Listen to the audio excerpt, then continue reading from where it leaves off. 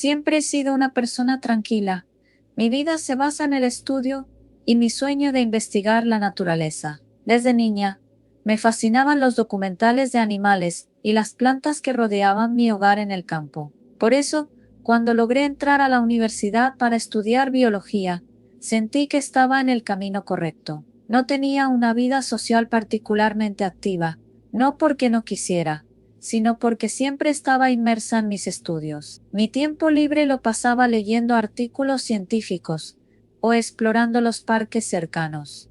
No me molestaba estar sola. En la universidad, todos sabían que el profesor José era un hombre excéntrico. Con más de 50 años, llevaba décadas enseñando y se decía que tenía un ojo especial para los estudiantes con potencial. Desde el principio, mostró un interés particular en mí. Carolina, tus respuestas siempre son las más completas, me decía en clase, mientras el resto de los estudiantes intercambiaban miradas incómodas. Aunque su atención era halagadora al principio, con el tiempo empezó a ser incómoda.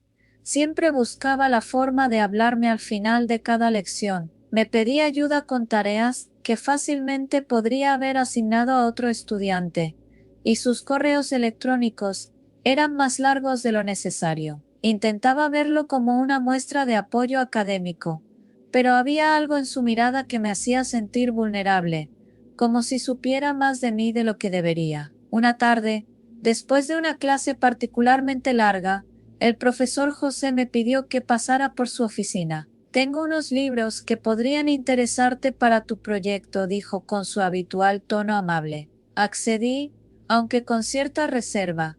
Nunca había estado sola con él, y la idea me ponía nerviosa. Al llegar, su oficina estaba desordenada, llena de papeles y libros apilados en cada rincón. Me ofreció un asiento y comenzó a buscar entre sus estantes. Mientras esperaba, mi mirada vagó por el escritorio. Fue entonces cuando lo vi. Su computadora estaba encendida, y en la pantalla había una carpeta abierta. Lo que vi me heló la sangre. Eran fotos mías. Decenas, quizás cientos. Algunas eran de la universidad, otras de momentos en los que claramente no sabía que me estaban observando, caminando por la calle, comprando en la tienda, incluso entrando a mi casa. El tiempo pareció detenerse. Intenté mantener la calma y desviar la mirada antes de que él notara mi reacción. Aquí están los libros, dijo, girándose con una sonrisa. Tomé los libros apresuradamente, murmurando un agradecimiento antes de salir de la oficina. Mis manos temblaban mientras caminaba hacia la salida del edificio. Esa noche apenas pude dormir. Mi mente repetía una y otra vez las imágenes que había visto. ¿Cuánto tiempo llevaba el profesor vigilándome? ¿Cómo había conseguido esas fotos? Intenté actuar con normalidad en los días siguientes, aunque evitaba estar cerca de él. Sin embargo, sentía su mirada más pesada que nunca, como si sospechara que sabía algo. Una tarde, mientras revisaba mis apuntes en la biblioteca, vi algo que me hizo querer vomitar. En el reflejo de la ventana frente a mí, estaba el profesor José, observándome desde el pasillo. Cuando giré la cabeza, él ya había desaparecido. La paranoia comenzó a consumirme. Revisaba las cerraduras de mi casa 3 veces antes de irme a dormir, y evitaba caminar sola después de clase, pero no fue suficiente. Una noche, mientras preparaba la cena, escuché un ruido en la puerta trasera. Mi corazón se detuvo. Era como si alguien estuviera intentando forzar la cerradura. Apagué las luces y me escondí detrás del sofá, con el teléfono en la mano. Marqué el número de emergencia, pero no presioné en llamar, esperando confirmar si realmente había alguien allí. El sonido de la puerta cediendo confirmó mis peores miedos.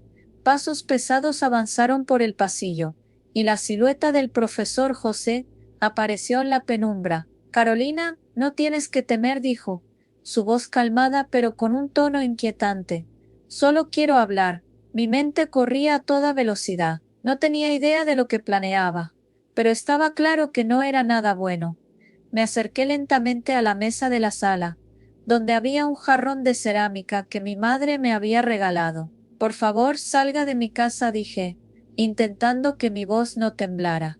Él dio un paso hacia mí, su expresión cambiando de persuasiva a amenazante. No sabes cuánto he hecho por ti, cuánto te he protegido, y así es como me lo agradeces. Antes de que pudiera reaccionar, tomé el jarrón y lo estrellé contra su cabeza con todas mis fuerzas. El sonido del impacto fue seco y el profesor cayó al suelo, inconsciente. Con las manos temblorosas, marqué finalmente a la policía. Les expliqué lo que había sucedido, omitiendo entre lágrimas algunos detalles. Cuando llegaron, todavía estaba temblando, mirando el cuerpo inmóvil en el suelo. El profesor José sobrevivió, pero sus intenciones quedaron al descubierto. La policía encontró en su casa más fotos mías, junto con un diario lleno de obsesiones enfermizas y planes detallados para acercarse a mí. Aunque fue arrestado y procesado, el trauma que dejó en mí no desapareció. Cambié mi rutina, me mudé a otro lugar y comencé terapia para tratar de superar el miedo que me acompañaba a todas partes. Aunque lo superé, aprendí una lección amarga. El peligro no siempre viene de desconocidos en callejones oscuros. A veces las amenazas están disfrazadas de rostros amables y palabras de admiración.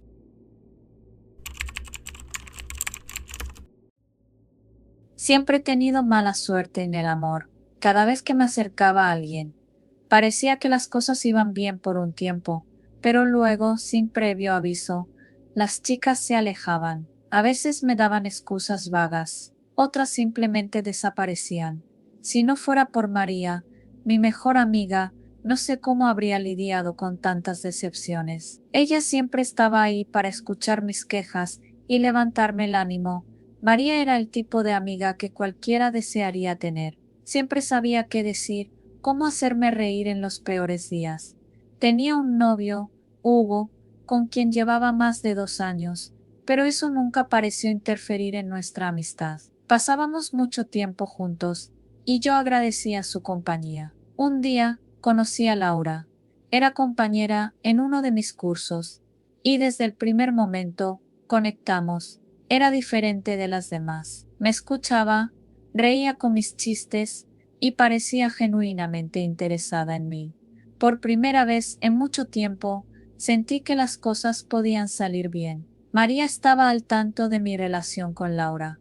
Cuando le hablé de ella, se limitó a sonreír y decir, ten cuidado, a veces las cosas no son lo que parecen. No le di importancia, tal vez solo estaba siendo protectora, como siempre. Todo iba de maravilla con Laura, hasta que un día, después de salir de clases, vi algo que me inquietó. Estaba caminando hacia el estacionamiento, cuando noté a María hablando con Laura cerca de una cafetería. Al principio pensé que era una coincidencia, pero la expresión de Laura me hizo dudar. Parecía incómoda, como si quisiera alejarse. Decidí acercarme sigilosamente para escuchar la conversación. Me escondí detrás de una columna, sintiéndome como un intruso, pero algo en mi interior me decía que necesitaba saber qué estaba pasando. Mira, solo te lo digo porque me preocupo por ti, decía María. Él no es quien crees que es. Tiene problemas emocionales y nunca ha podido mantener una relación seria. Lo sé porque soy su mejor amiga. Y créeme, te estás metiendo en algo complicado. Mi corazón se detuvo. ¿Por qué estaba diciendo eso? Laura sintió con una expresión seria. Murmuró algo y se marchó rápidamente. Me quedé paralizado. Todo empezó a encajar. Todas las relaciones que había perdido, las excusas, las desapariciones. María siempre estaba ahí, y ahora entendía por qué. Esa noche no pude dormir. Sentía una mezcla de rabia, traición y tristeza.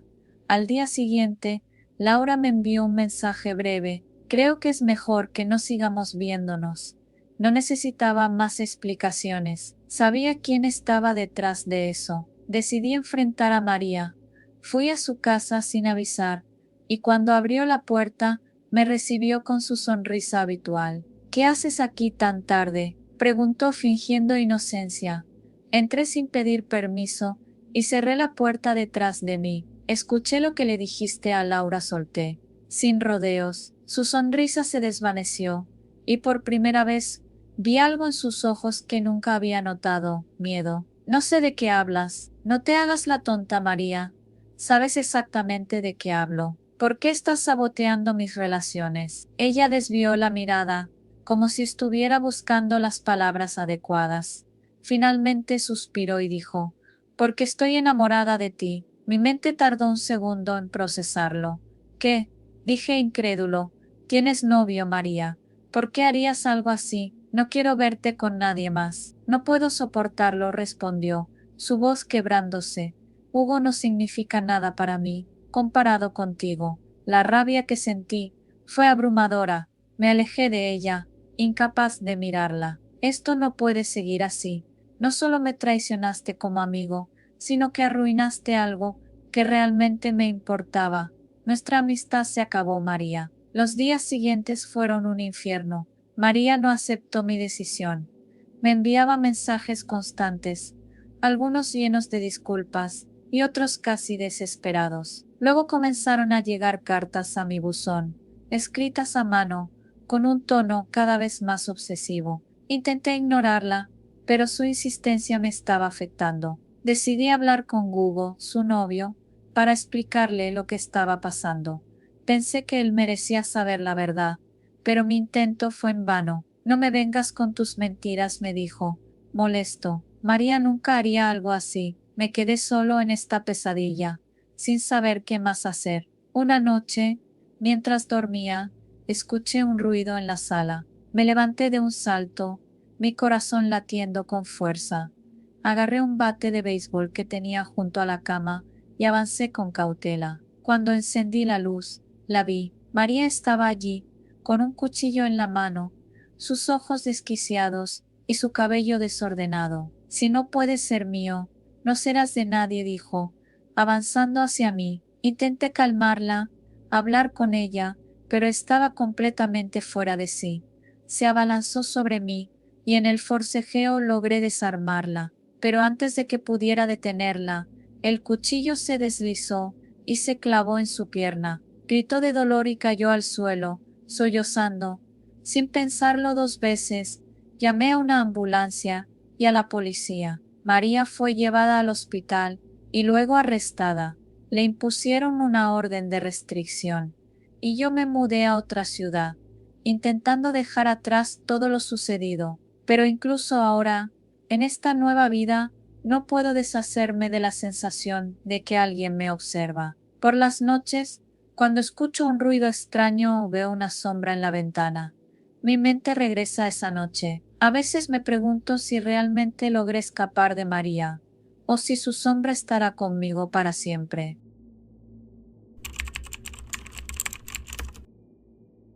Siempre supe que mi trabajo no era el mejor, pero lo acepté porque necesitaba el dinero. Mi jefa, la señora Camila Mendoza, era una mujer estricta, casi cruel, que parecía disfrutar de tenerme bajo su bota.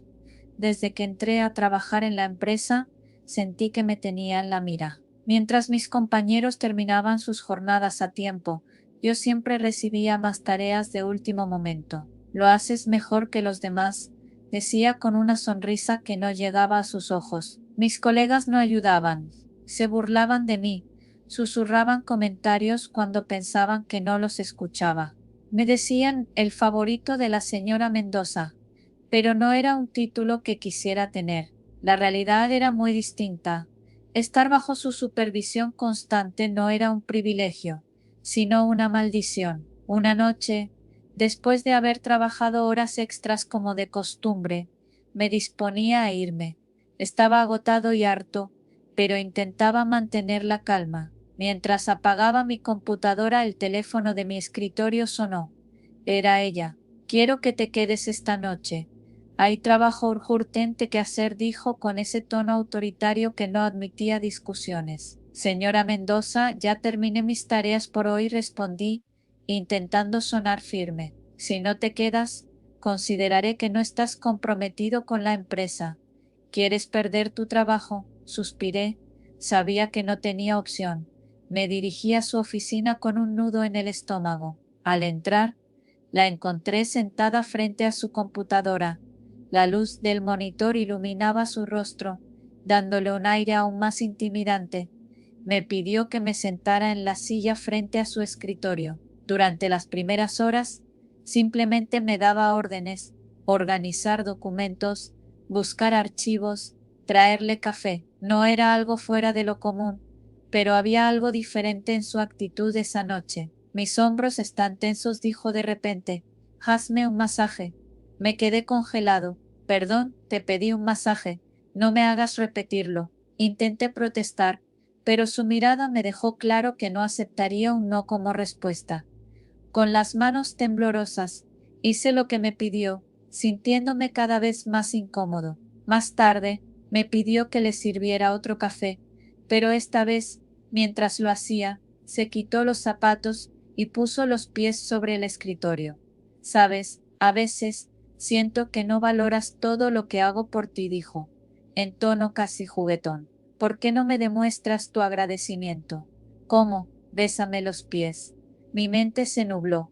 Esto era una broma. No puedo hacer eso, respondí, intentando mantener la calma. Su sonrisa se torció, transformándose en algo mucho más oscuro. Si no lo haces, voy a asegurarme de que pierdas este trabajo. Nadie más te contratará después de esto. La tensión en la habitación era insoportable. Me negué nuevamente, pero ella no desistió. Se levantó de su silla y se acercó a mí, invadiendo mi espacio personal. ¿Sabes? Dijo mientras pasaba sus dedos por mi brazo. Podrías tenerlo todo aquí si simplemente cooperaras. Intentó besarme, pero la aparté con firmeza. Esto no está bien, señora Mendoza. No voy a hacer esto. Ella se enfureció. Sus ojos brillaban con rabia mientras me lanzaba amenazas una tras otra. En un momento de distracción, agarró una taza de café caliente de su escritorio y me la arrojó. El líquido me quemó el brazo, y el dolor me hizo caer al suelo. Antes de que pudiera reaccionar, ella se lanzó sobre mí, intentando inmovilizarme. Eres mío, tienes que obedecerme, gritaba mientras luchaba por mantenerme bajo su control. Con todas mis fuerzas, logré empujarla y escapé corriendo de la oficina, dejando atrás mis cosas. Al día siguiente, llamé a la policía para reportar lo sucedido. Sentía que debía hacer algo, aunque en el fondo sabía que sería difícil que me creyeran. Mi historia parecía sacada de una película absurda, pero era mi realidad. Cuando los oficiales llegaron a la empresa, la señora Mendoza negó todo. Él dice que yo hice qué, preguntó riendo con descaro. Por suerte las cámaras de seguridad de la oficina lo habían grabado todo. Las imágenes mostraban claramente cómo me atacó y cómo intentó forzarme. Eso fue suficiente para que la despidieran de inmediato.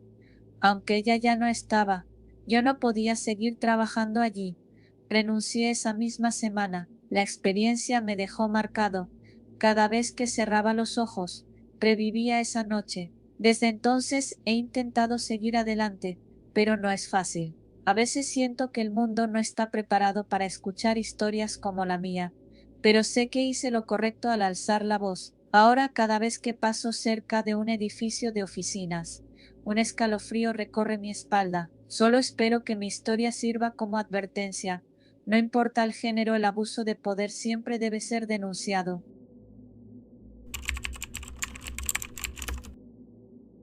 Siempre supe que algo en Paula no estaba bien, pero al principio lo disfrazaba con gestos de amor y atención.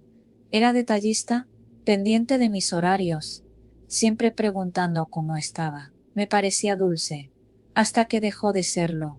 Con el tiempo, su afecto se transformó en control. Comenzó a revisar mi celular constantemente, buscando cualquier señal de infidelidad que no existía. Me celaba por conversaciones inocentes con amigas, incluso con compañeras de trabajo. Al principio, lo toleré pensando que era inseguridad, pero la situación escaló. No quería que saliera con mis amigos.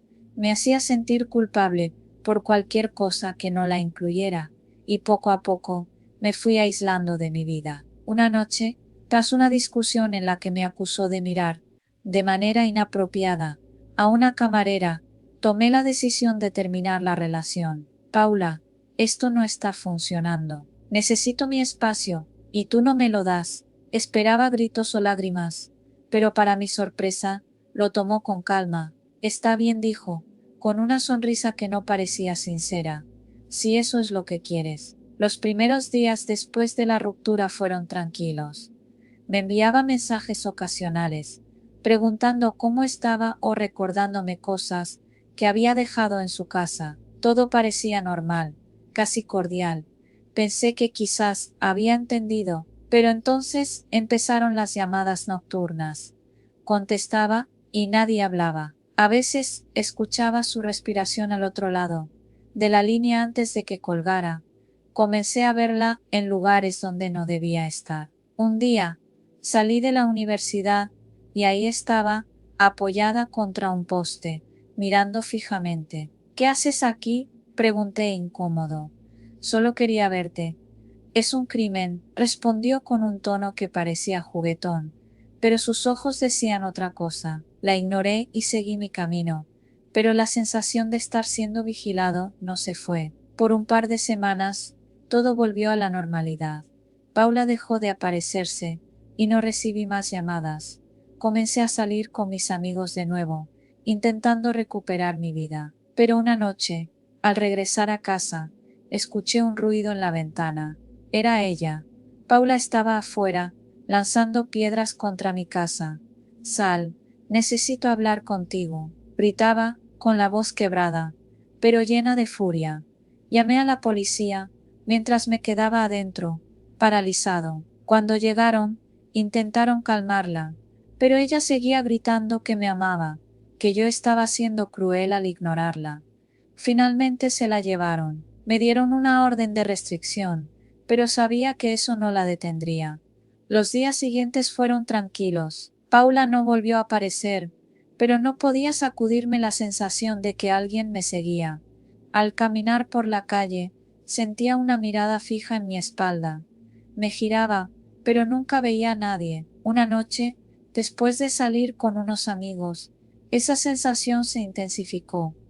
Las calles estaban desiertas, y el aire se sentía pesado. Apresuré el paso, pero los pasos detrás de mí también se aceleraron. De repente, unas manos me agarraron con fuerza por la espalda. Creías que podías escapar de mí. Era Paula, en su mano derecha brillaba la hoja de un cuchillo bajo la luz tenue de una farola. Tú quieres vivir tu vida sin mí, pero no sabes cuánto te amo, dijo, su voz temblando entre la desesperación y la ira. Paula, suelta eso. Estás loca. No estoy loca, solo quiero que seas mío. Como antes de que pudiera reaccionar, sentí el filo del cuchillo atravesar mi costado. El dolor era insoportable, pero el miedo era peor. Con un impulso de adrenalina, logré apartarla y comencé a correr. Paula gritaba detrás de mí, persiguiéndome como una sombra implacable. Me tambaleaba por la pérdida de sangre, pero seguí corriendo hasta que vi una casa con las luces encendidas. Golpeé la puerta con todas mis fuerzas, suplicando ayuda. Una familia me abrió la puerta, y al verme cubierto de sangre, no dudaron en dejarme entrar. Paula llegó segundos después. Se paró frente a la casa, gritando como una posesa. Sal de ahí. Sabes que debes estar conmigo. La familia llamó a la policía, pero al escuchar las sirenas, Paula huyó. Días después, la atraparon. En su casa, la policía encontró algo que me dejó helado. Paredes llenas de fotos mías, notas con mi nombre escrito una y otra vez, e incluso ropa que había desaparecido de mi casa. Era como si hubiera estado planeando algo peor. Paula fue arrestada, y las autoridades aseguraron que estaría en prisión por años. Pero yo no podía quedarme tranquilo. Decidí mudarme lejos, comenzar de nuevo en un lugar donde ella no pudiera encontrarme.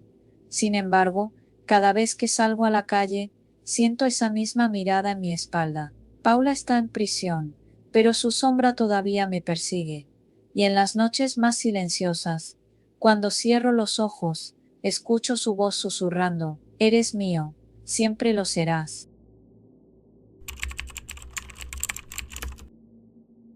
Desde que comencé a enseñar, siempre pensé que la educación podía cambiar vidas. Era una creencia sencilla pero poderosa que me motivaba cada día. Trabajar en una escuela pública no era fácil, pero encontrar maneras de llegar a mis estudiantes era lo que me daba sentido. Nunca imaginé que mi idealismo sería mi caída. Diego llegó a mi clase a mediados de semestre, transferido desde otra escuela. Era el típico estudiante problemático. Llegaba tarde e interrumpía las clases, y nunca entregaba las tareas. Pero había algo en su mirada que me conmovía, una especie de vacío como si estuviera pidiendo ayuda a gritos. Intenté acercarme con paciencia. Le ofrecí tutorías después de clase, le di tiempo extra para sus trabajos, y lo incluí en actividades grupales para que se sintiera parte del curso. Por un tiempo pareció funcionar. Sus notas comenzaron a mejorar, y aunque seguía siendo un poco desafiante, ya no era el mismo chico desinteresado que había conocido. Pero entonces todo cambió. Una tarde, mientras revisaba exámenes en mi escritorio, Diego se acercó con una actitud nerviosa, pero determinada. Profesora, ¿puedo hablar con usted?, dijo sin mirarme a los ojos. Asentí, pensando que sería algo relacionado con sus tareas. Lo que dijo a continuación me dejó helada. Creo que estoy enamorado de usted. Me quedé en silencio, tratando de procesar sus palabras. Finalmente respiré hondo y respondí con calma. Diego, agradezco que me lo digas, pero esto no puede ser. Yo soy tu profesora, y mi deber es ayudarte a aprender, no otra cosa. Él insistió con una mezcla de desesperación y enojo que me puso nerviosa. Pero usted siempre es buena conmigo, siempre me escucha.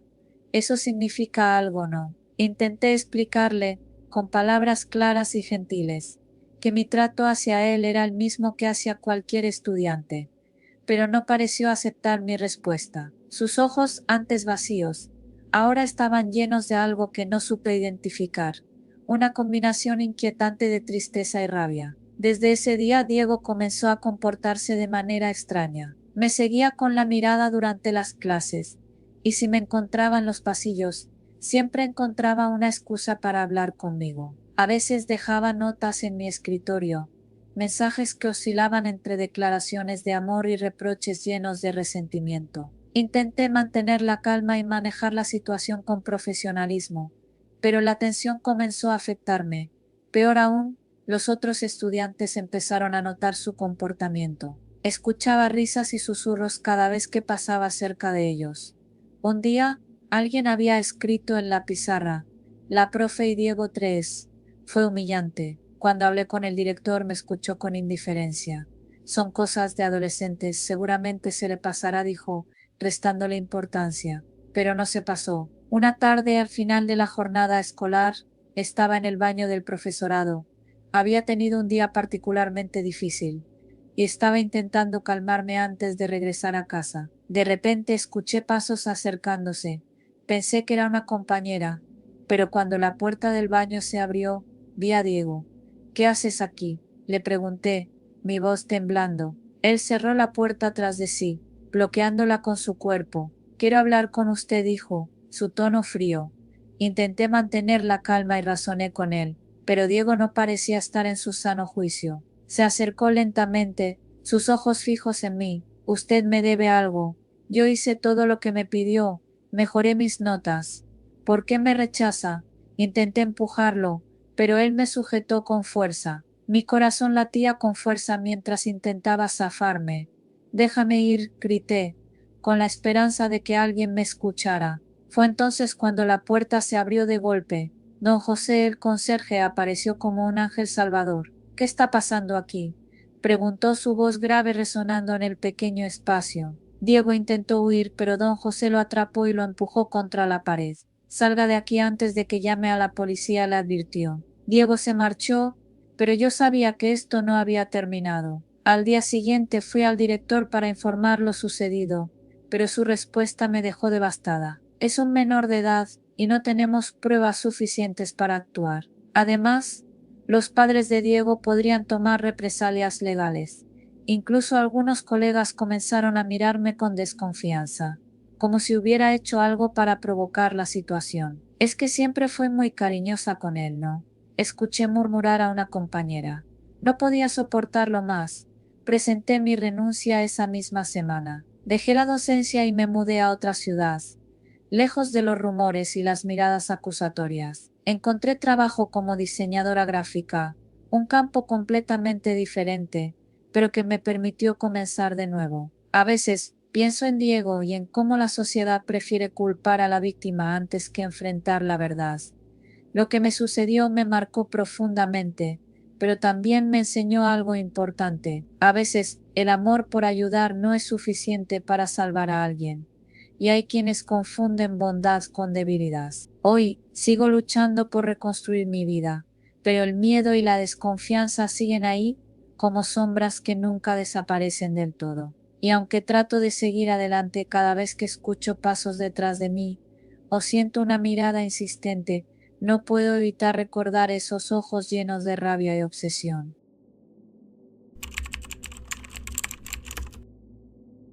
Trabajaba como asistente de un abogado en un pequeño despacho, un lugar donde todo parecía tranquilo y profesional. Mi jefe, el abogado Rodríguez, era un hombre en sus cuarentas, casado con una mujer llamada Teresa y padre de dos hijas pequeñas. Durante meses, todo fue normal, o al menos eso pensaba yo. Me dedicaba a organizar su agenda, redactar documentos y recibir clientes.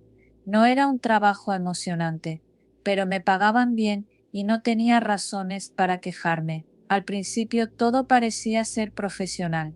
Rodríguez siempre fue correcto, educado, con una actitud relajada, pero con el paso de los días comencé a notar ciertos detalles que me ponían incómoda. A veces, en medio de reuniones o mientras trabajábamos juntos, me miraba de una forma que no sabía cómo interpretar. Sus comentarios empezaron a volverse más personales, más cercanos. Me preguntaba si tenía novio, si salía con alguien, si pensaba casarme algún día. Me hacía esas preguntas sin razón aparente, siempre con una sonrisa que, aunque amigable, me ponía nerviosa. Al principio traté de ignorarlo, pensando que tal vez era una forma inocente de ser amable. Pero cuando comenzaron las invitaciones a salir, las cosas cambiaron. ¿Por qué no vamos a cenar esta noche? Solo nosotros, para hablar de trabajo. Me ofrecía de todo, cenas, bebidas, incluso viajes de negocios. Pero yo siempre me negaba. Mi instinto me decía que debía mantenerme profesional y no meterme en ese tipo de situaciones incómodas, pero a veces sentía que mi rechazo lo molestaba. Aunque él nunca mostró su enojo directamente, notaba la tensión en su mirada. Con el tiempo, las cosas fueron empeorando. Empezó a enviarme mensajes de texto que no tenían nada que ver con el trabajo. ¿Estás ocupada? ¿Cómo estás? Al principio respondí con educación, pero luego las preguntas fueron más personales. De repente sentía que no era su asistente, sino algo más, y eso me aterraba. Pero lo peor vino cuando comenzó a pedirme fotos, primero de cosas triviales, luego fotos de nosotros juntos. Me decía que lo hacíamos por trabajo, pero algo en su tono me hacía sentir que no era así. Recuerdo una tarde en la que, mientras estábamos solos en su oficina, se acercó más de lo que me resultaba cómodo. Me pidió que me sentara junto a él para hablar sobre un caso, pero luego comenzó a hablar de temas más íntimos. ¿Por qué no tienes novio, Andrea? Estás muy bonita para estar sola. Mi estómago se revolvió y me aparté un poco de su silla. Rodríguez, eso no es apropiado. Soy tu asistente, estamos aquí para trabajar. Él sonrió, pero algo en su mirada cambió. Solo intento ser amable. Andrea, sé que tal vez me pasé un poco, pero a veces me siento muy solo. En ese momento, su voz se tornó más suave, más insistente. Sentí que algo no estaba bien, que estaba cruzando límites, pero no sabía qué hacer. No quería perder mi trabajo, no quería enfrentarme a la incomodidad de que me despidieran, así que traté de mantenerme lo más profesional posible. Sin embargo, los intentos de acercamiento se hicieron más agresivos. Un día me llamó a su oficina. La puerta estaba cerrada y cuando entré me pidió que me sentara frente a él. Su actitud era diferente, más desafiante. Sé que no te he pedido mucho, pero ¿por qué no me mandas una foto tuya? No quiero ser un problema, pero me gustaría conocerte más. De repente sus palabras se volvieron oscuras. No sé por qué eres tan distante, Andrea. ¿Es que te crees mejor que yo? Mi corazón comenzó a latir rápido. Rodríguez, esto no está bien. No quiero seguir con esto. Basta. Pero él no se detuvo. Comenzó a acercarse, a tocar mi brazo, a buscar excusas para invadir mi espacio personal. Fue entonces cuando decidí que ya no podía soportarlo más. Me levanté de un salto, me coloqué frente a él y le dije con firmeza, basta, esto no tiene nada que ver con el trabajo. Eres mi jefe y no quiero que sigas cruzando esta línea. Su rostro cambió. Primero parecía sorprendido, pero luego se tornó molesto. Eres una ingrata, Andrea. Todo lo que he hecho es por cariño, por respeto. ¿Y tú? No sabes cómo valorar eso. El aire en la oficina se volvió tenso. Vi la ira reflejada en su rostro y me di cuenta de que la situación era más grave de lo que había imaginado. No esperé más. Salí de la oficina sin decir nada más y renuncié al día siguiente. No quería estar más cerca de él. No quería correr más riesgos. Pensé que eso sería el final, que podría seguir adelante, pero estaba equivocada. Una noche, mientras estaba en mi casa, mirando por la ventana, vi un auto estacionado frente a mi casa. Un auto oscuro, algo familiar. Me quedé paralizada. Era su coche, el coche de mi ex jefe. Mi respiración se detuvo y la sensación de pavor me invadió. Decidí llamar a la policía, pero me dijeron que no podían hacer nada si no había una amenaza directa. Vigílelo. Y si algo pasa, llame, me dijeron, pero nada sucedió, al menos no al principio. Los días siguientes fueron una pesadilla. Empecé a encontrar pequeños regalos en mi puerta, flores, chocolates, notas escritas a mano. Al principio pensé que podría ser una broma, pero a medida que pasaba el tiempo, entendí que no lo era. No quería aceptar que el acoso había seguido, que él seguía vigilándome, pero no podía evitarlo. Entonces, una mañana, recibí una llamada. Era la esposa de Rodríguez. ¿Por qué le haces esto a mi esposo? Déjalo en paz. Su voz era agresiva, y no pude evitar sentir que la situación se estaba desbordando. No soy yo quien lo está acosando. Es él quien me está persiguiendo, por favor. Entienda eso. Pero no me creyó. Me culpó a mí, me insultó, y colgó. Mi miedo se multiplicó. Ahora no solo tenía que lidiar con Rodríguez, sino también con su esposa, que me veía como la culpable. Finalmente una noche, mientras estaba sola en casa, escuché ruidos en la puerta. Me asomé por la ventana y vi una sombra moviéndose. Mi corazón se detuvo. Sabía que era él. Corrí a la puerta, tomé un bate que tenía cerca y me preparé. Cuando intentó forzar la puerta, lo golpeé en las piernas con toda mi fuerza. El dolor lo hizo gritar y caímos al suelo. Llamé rápidamente a la policía y en cuestión de minutos llegaron. Rodríguez fue arrestado y su esposa, al verlo, me miró con odio y me insultó. Todo es culpa tuya, gritó. La policía me aseguró que por fin estaría a salvo, pero las cicatrices, tanto físicas como emocionales, seguirían conmigo. A pesar de todo, sabía que no podía dejar que alguien más me arrebatara mi vida, mi tranquilidad, por más que la gente a mi alrededor quisiera culpabilizarme. Había sobrevivido.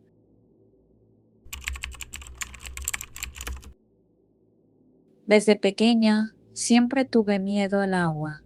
No era algo que pudiera explicar con palabras exactas, pero cuando estaba cerca de una piscina o incluso de un mar tranquilo, mi cuerpo reaccionaba de una manera incontrolable.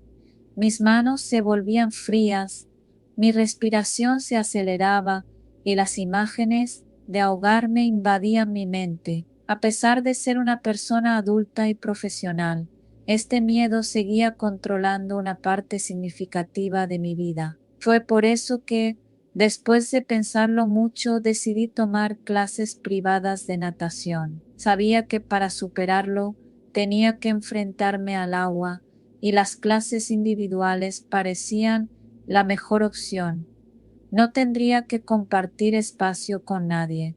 Podría avanzar a mi propio ritmo. El profesor que encontré estaba recomendado por varias personas en Instagram. Había muchas reseñas positivas y las fotos que subía mostraban a personas de todas las edades aprendiendo a nadar con él. La idea de un profesor privado me parecía lujosa, pero las recomendaciones me convencieron y el costo no me importó tanto.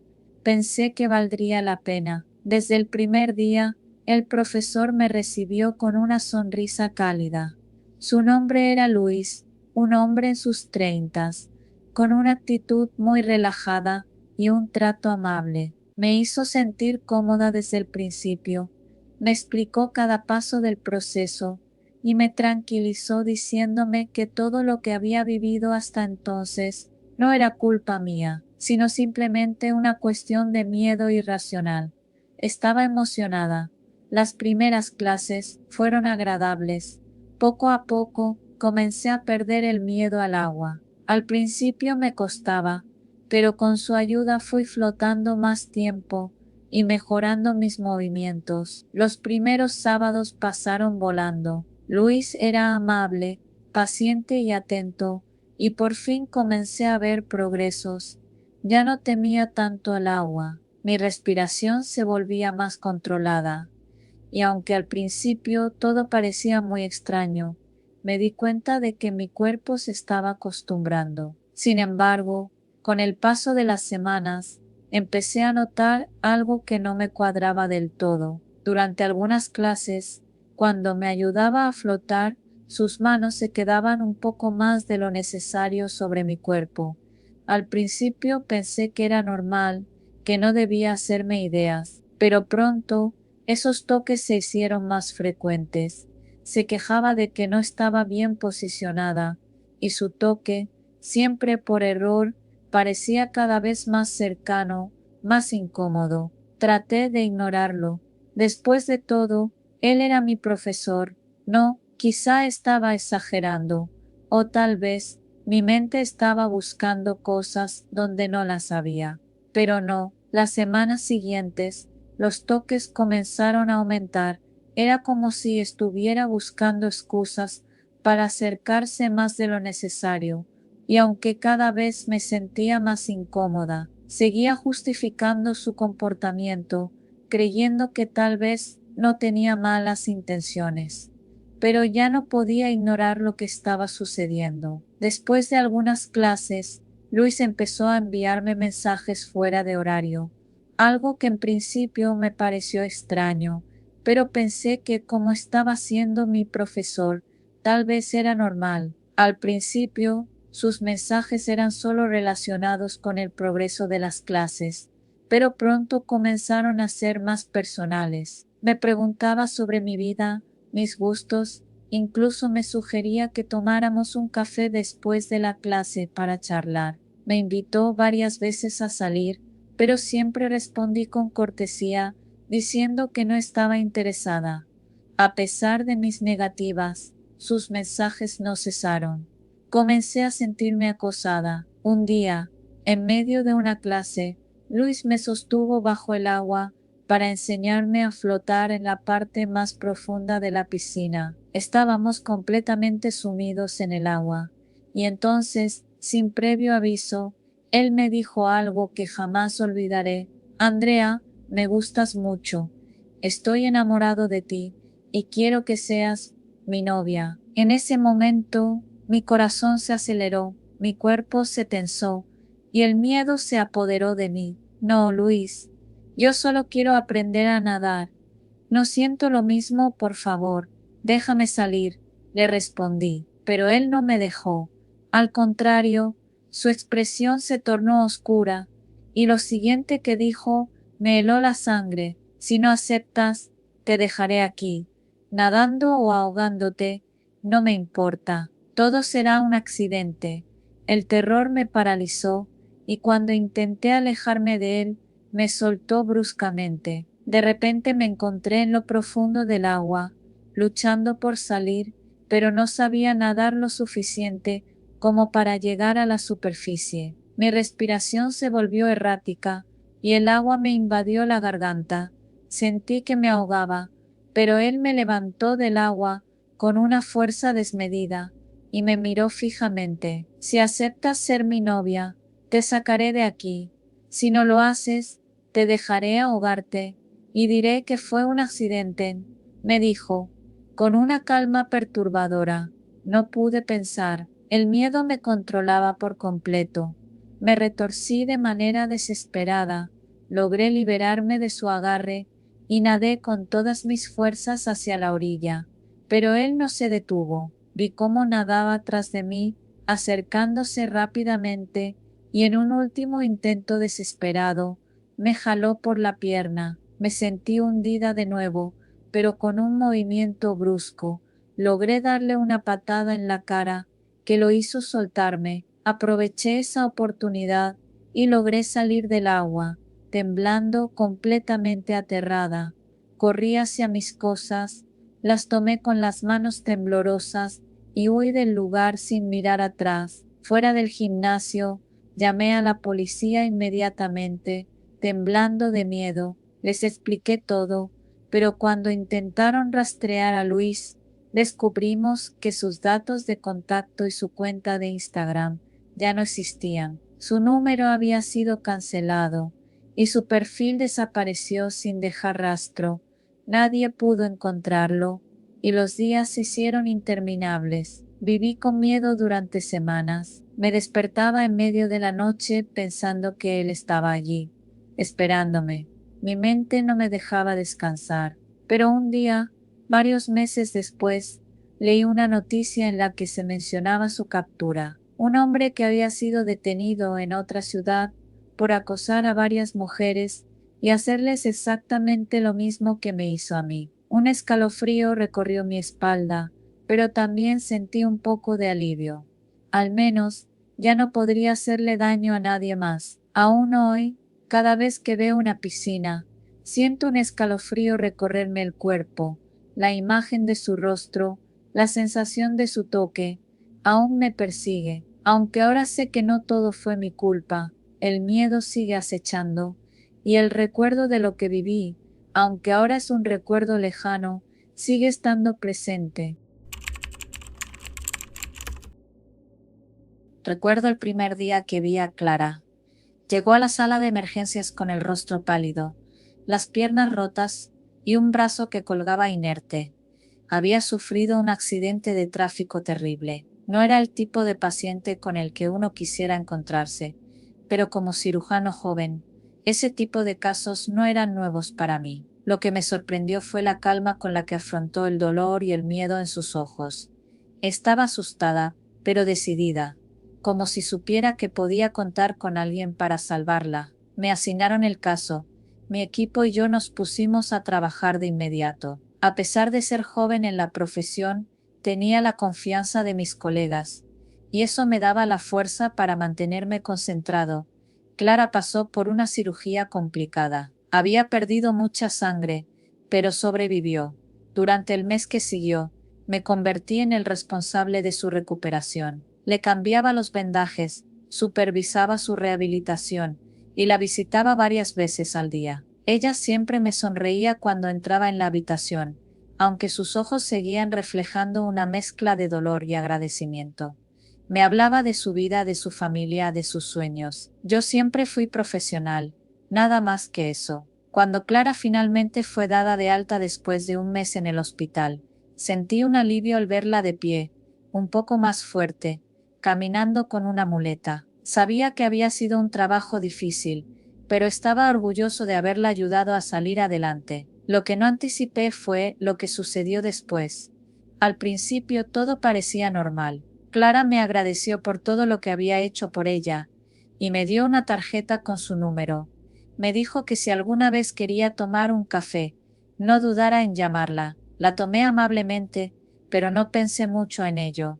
Claro, ella había pasado por algo traumático, y probablemente sentía una profunda gratitud, pero yo sabía que era un profesional y debía mantener mi distancia. Pero lo que comenzó como un agradecimiento pronto se convirtió en algo mucho más incómodo. Clara comenzó a enviarme mensajes casi todos los días, preguntándome cómo estaba, si quería salir a cenar, si quería ir a ver una película. Al principio lo ignoré. Sabía que siendo médico, mi vida personal debía mantenerse separada de mi trabajo, y no quería caer en la tentación de mezclar las cosas. Sin embargo, ella no dejaba de insistir. Comenzó a aparecer en mi lugar de trabajo, incluso cuando yo estaba atendiendo a otros pacientes. Era como una sombra que me perseguía. A veces, los de seguridad del hospital intentaban detenerla, pero ella siempre encontraba una manera de colarse. Se sentaba en la sala de espera, mirándome mientras atendía a otros, o se quedaba cerca de la entrada, esperando a que terminara mi turno. Su presencia comenzaba a volverse insoportable. Un día, mientras estaba en la sala de operaciones, recibí un mensaje suyo. ¿Cuándo me vas a llamar? Sabes que te quiero mucho. Eso fue suficiente para que mi paciencia se agotara. Decidí hablar con ella de una vez por todas. La confronté un día después de mi turno, en un parque cercano al hospital. Le expliqué que aunque estaba agradecido por su confianza y aprecio, yo no podía corresponder a sus sentimientos. Le pedí que respetara los límites, que dejara de acosarme y que no me contactara más. Fue una conversación breve profesional, pero Clara no reaccionó bien. Sus ojos se llenaron de lágrimas, pero me dijo que lo entendía. Me dio un abrazo y se fue, pero algo en su actitud me pareció extraño. Me sentí aliviado, pero también un poco culpable. No quería ser cruel, pero estaba dejando en claro que no podía involucrarme emocionalmente con ella. Sin embargo, las cosas no mejoraron. Al contrario, empeoraron. Una tarde, cuando salía de la clínica, entré a mi auto y me senté al volante. De repente escuché la puerta del copiloto abrirse. Clara, con una expresión ansiosa en su rostro, se metió en el coche. Estaba pálida y tenía algo extraño en las manos. Un cuchillo. Me miró fijamente, y antes de que pudiera decir algo, me ordenó que arrancara el coche. Conduce hasta mi casa.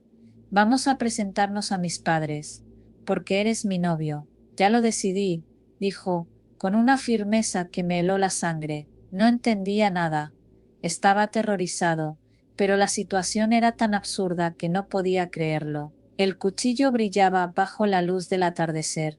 Me obligó a seguir conduciendo, mientras ella comenzaba a hablarme de una manera extraña, como si ya estuviéramos en una relación. Me dio pequeños obsequios, como si fueran regalos de un novio. Entre ellos había un par de ropas de bebé, lo que me dejó perplejo. Será nuestro hijo. Quiero que sea tuyo, dijo, como si fuera lo más normal del mundo. Voy a salir embarazada de ti. Te he esperado mucho tiempo. Mi mente estaba a punto de estallar. No sabía cómo reaccionar. Cada palabra que decía se volvía más absurda y aterradora. No podía creer que alguien pudiera estar tan fuera de sí misma. Casi había llegado a la dirección que me había dado cuando, en un impulso de desesperación, decidí hacer algo. Vi una curva a la izquierda, y con todas mis fuerzas, giré el volante hacia ella, estrellando el coche contra un árbol cercano. El impacto fue brutal. El coche dio varias vueltas antes de detenerse. Todo se nubló por un instante. Cuando desperté, el dolor me recorría el cuerpo, pero estaba vivo. Miré a mi alrededor, y Clara estaba allí, inconsciente, ensangrentada, pero todavía con vida. Ambos fuimos trasladados al hospital. Yo me recuperé rápidamente, pero Clara quedó en estado grave por un tiempo. Estaba en shock, pero al mismo tiempo, sentí un alivio extraño. Nunca imaginé que tendría que hacer algo tan drástico para salvarme. Fue entonces cuando los padres de Clara aparecieron en el hospital, un hombre y una mujer de edad avanzada, que al verme comenzaron a hablarme de una manera muy peculiar. Clara está bajo tratamiento psiquiátrico, me dijeron como si fuera algo común. Ella ha tenido problemas mentales durante años, pero ustedes los médicos siempre la tratan como si todo fuera normal. Solo queríamos que lo supieras. Me sentí atrapado. No podía hacer nada. Mi primer instinto fue presentar cargos, pero sus padres me pidieron que no lo hiciera. Estaban preocupados por el bienestar de su hija, y me aseguraron que había un tratamiento en proceso. Nunca volví a ver a Clara después de esa conversación.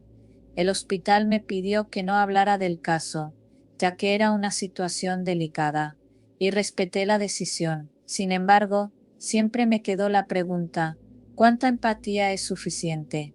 ¿Hasta qué punto debo involucrarme con mis pacientes? Después de todo, Clara no era la primera, ni sería la última persona con problemas emocionales que llegara al hospital. Lo único que sé es que nunca pude olvidar lo que viví. La obsesión de Clara me persiguió, y la culpa por no haber visto las señales antes de que la situación escalara nunca me dejó en paz.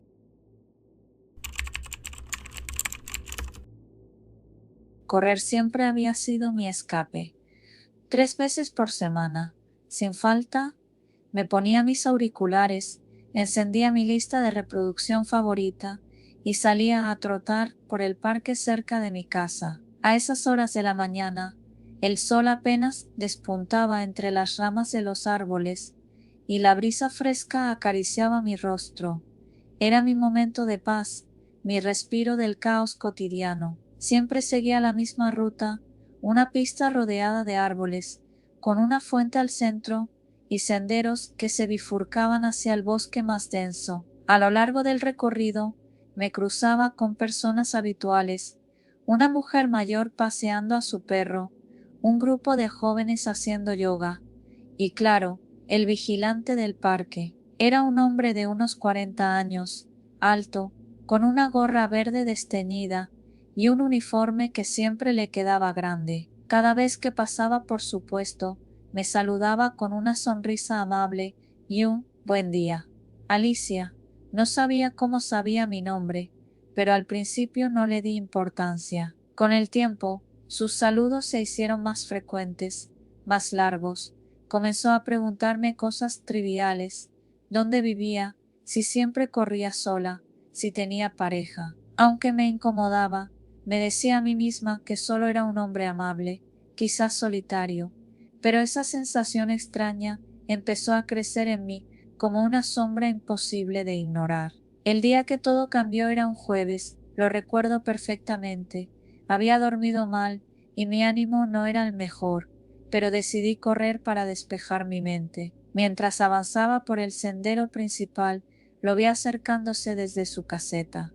Esta vez no se quedó en su lugar como siempre hacía. Alicia, ¿podemos hablar?, me dijo, bloqueando el camino con su cuerpo. Claro, respondí, incómoda, quitándome los auriculares. Siempre te veo por aquí, y bueno, me caes bien, me haces el día. Me quedé en silencio, esperando que continuara, aunque ya presentía por dónde iba la conversación. He pensado que podríamos ir por un café algún día. Sé que corres sola y me gustaría cuidarte, acompañarte. Lo siento, pero no estoy interesada, respondí con firmeza, intentando sonreír para suavizar el rechazo. Su expresión cambió al instante. La amabilidad de su rostro se desvaneció, dando paso a algo oscuro, casi perturbador. ¿Por qué no?, insistió, su tono más agresivo. Mire, tengo que seguir.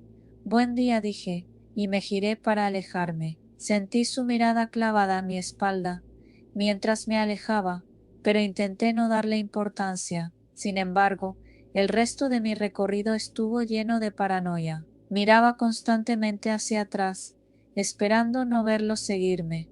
2 días después, decidí cambiar mi rutina. Evité el sendero principal y opté por correr por un camino menos transitado, que atravesaba una parte del bosque.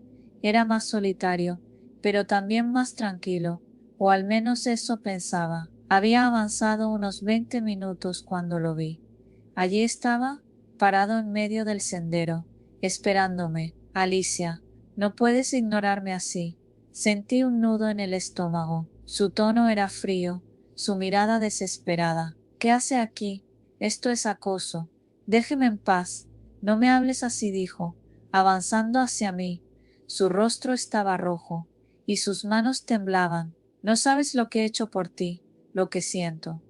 Retrocedí, intentando mantener la calma. Escuche, no quiero problemas, solo déjeme pasar. No, gritó, con una furia que me hizo temblar. No puedes tratarme como un desconocido después de todo este tiempo. En ese momento supe que no tenía opción. Di la vuelta y empecé a correr con todas mis fuerzas, adentrándome aún más en el bosque. Escuché sus pasos detrás de mí, pesados, rápidos. Gritaba cosas, pero mi mente estaba demasiado ocupada pensando en cómo escapar. El bosque era un laberinto de árboles y ramas que me golpeaban el rostro mientras corría. Mi corazón latía con tanta fuerza que creí que me explotaría el pecho. Finalmente, llegué a un barranco.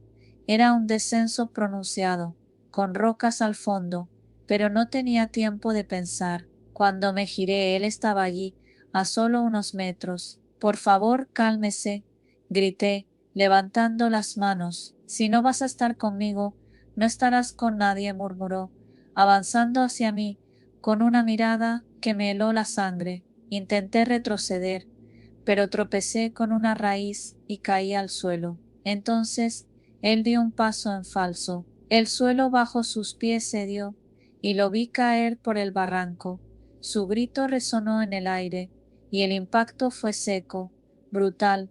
Me acerqué al borde, temblando, para mirar. Estaba allí, tendido entre las rocas, moviéndose débilmente. Aunque estaba aterrorizada, no podía dejarlo allí.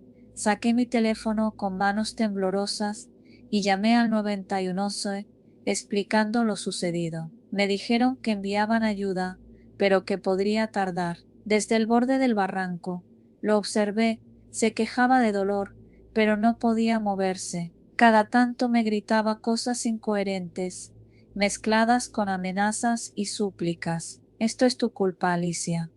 Vociferó. Quise responder, gritarle todo lo que sentía, pero el miedo me paralizaba. Solo quería que llegaran los paramédicos y que esto terminara. Cuando finalmente llegaron, el hombre seguía consciente.